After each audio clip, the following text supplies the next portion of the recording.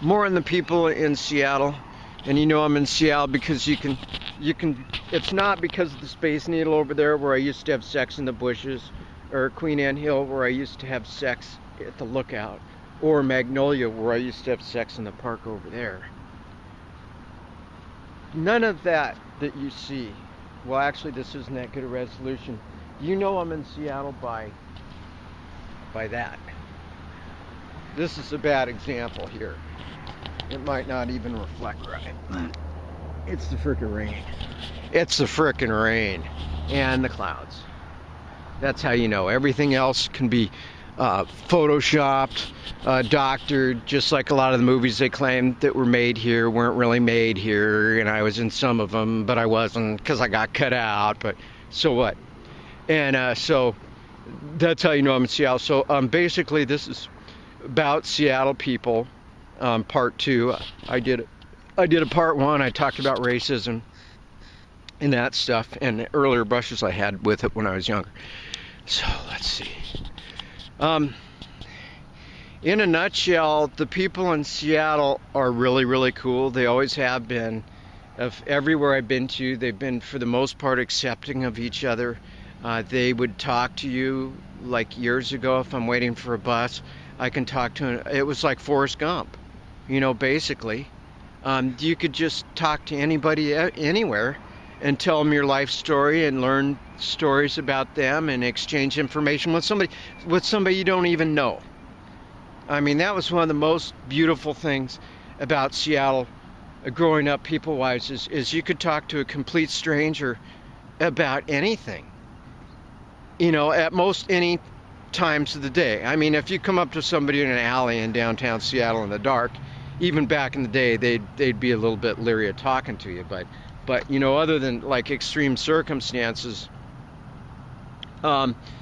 Seattle has always had really, really good people, and it still has really, really good people, even though they're from all over the world and everything now, more so than they used to be. Actually, no, it's been pretty international, but so the people are pretty cool for the most part, just like anywhere, but most like anywhere you're gonna run into boneheads and all that stuff, but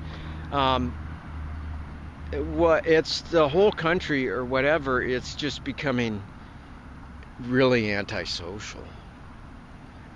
And Seattle used to be a really social, talk to anybody, anywhere, any type of thing, you know, and some of it's the crime, you know. I mean, we had our serial killers here and stuff, and we've had probably at one time, I think we had the most satanic cults per square mile of anywhere in the world.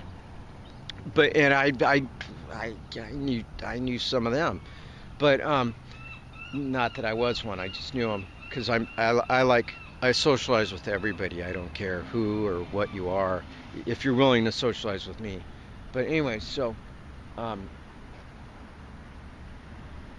you know, it's just becoming antisocial. The whole country is becoming antisocial. And, you know, I got to call things the way I see it, the way they are.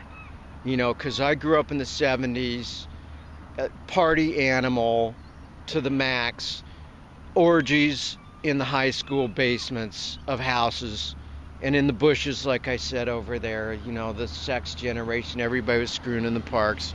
And you didn't have to have protection like you do now. It can cost you your life. Back in the day, you just get a shot or take a pill and it would stop burning. So, I mean, those are some factors. And I don't know if those are deliberate by biological weapons companies that want to control people or eliminate them for population control. I don't know where, you know, I haven't really figured it all out by the way I've just said what I've said, though. You probably got an idea that I do. But, you know, so that way socially, the free love thing and everything, because the STDs and everything stamped out a lot of that. And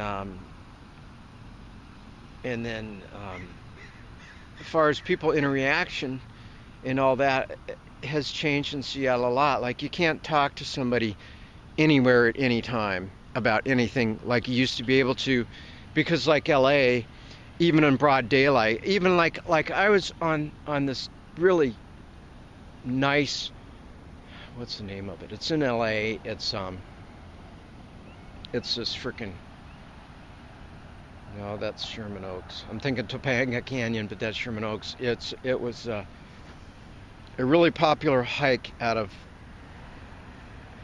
West Hollywood, where there's a lot of dog poop. But anyway, so I'm like at the top of this hike at the pinnacle, and we got a sweeping view of the city. And this guy like told me that he ran 4 miles all the way up to the point of where we were talking, and I could tell by his body language.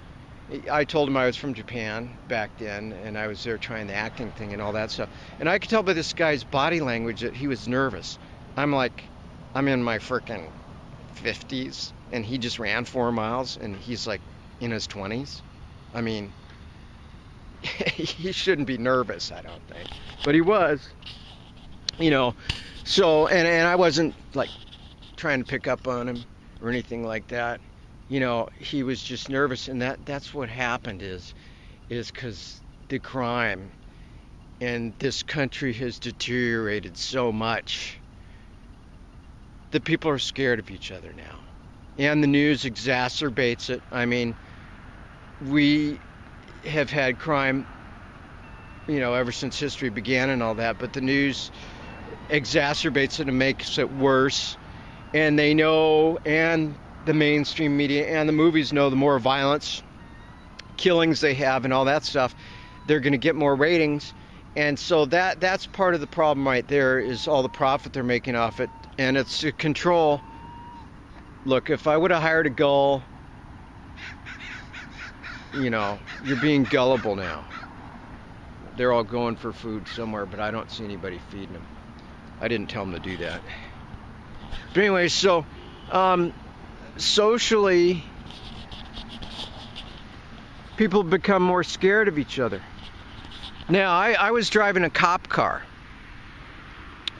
about a year ago from Huntsville, Alabama, and I parked right over there in a no parking zone at night, but there was like nobody there, and it was like 11 o'clock at night, and it was because my best childhood friend stood me up. That I knew her since I was 5 years old. I knew her all through high school. I drank with her. I smoked pot with her. I did everything except for have sex with her, because she was my best friend and I didn't want to ruin it, so I didn't do that, but I did about everything else with her. And so she stood me up, so I'm feeling kind of down from that, because she was supposed to give me a place to stay my first night back here from Alabama. So I'm over there, and a cop frickin' comes up and pulls up and everything, and he tells me not to get out of the car, and then he tells me to get out of the car. Actually, I get out of the car anyway, so I can tell he's confused. And he shines his light on me, and he goes, "What's that in your hand?" I go, "It's my wallet." You know, and this guy almost freaking blew me away. This cop. And, you know, I didn't realize at the time. I said, "It's my wallet." And I could tell that he was trying to figure out what his next move should be. I mean, and it was all because some fucking asshole in one of these condominiums called him. Put my life in danger. And that's a whole different story. And they do that. I mean, people can set you up, and I've been set up before. And I've known people in the mafia. I can get into detail about a lot of stuff, but people can set you up, man. You can be playing with a toy gun in a store. Someone calls a cop and says you're threatening the cashier, and you're walking around with a gun walking around the store. Cop's going to be on high alert, and he's going to be ready to shoot. And they're trained shoot to kill. Promise you that. I've had guns drawn on me before, but sometimes it was understandable. But that time, just over there, parked in a parking zone, so I can tell this cop, I can tell he's trying to think of God. And I've been with cops and military people and stuff all my life and everything, and I can tell he's shifting gears, trying to figure out what his next move should be. So I gave him the perfect freaking move to defuse the situation. And I just said, "Would you like me to move my car right now?" And so for some reason, those were words of gold, and it got my ass out of a potentially me getting shot situation.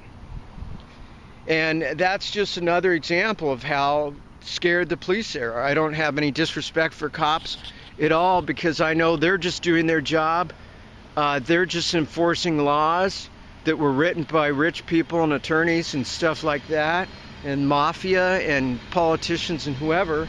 All they're doing is they're just doing their job. They're following their laws and everything. And that's a big frickin' mess right now, too, in this country. And Seattle is a part of this country. Frickin' Grindr. I've been doing video long enough that I know that Grindr, that Grindr's going to totally script audio, so I'm going to have to go back to my car.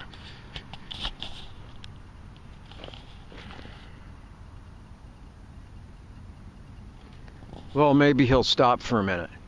But anyway, so that's scenario. That's pretty scary. And I was in a freaking cop car. Maybe that's why he was really leery about blowing me away, because I was in a cop car. It still had the lights on it and everything except for the top lights. It just had the undercover. It was a detective car.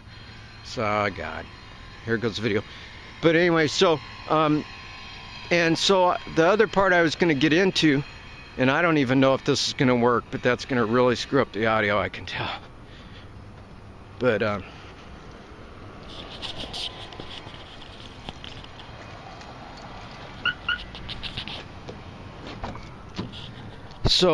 anyways,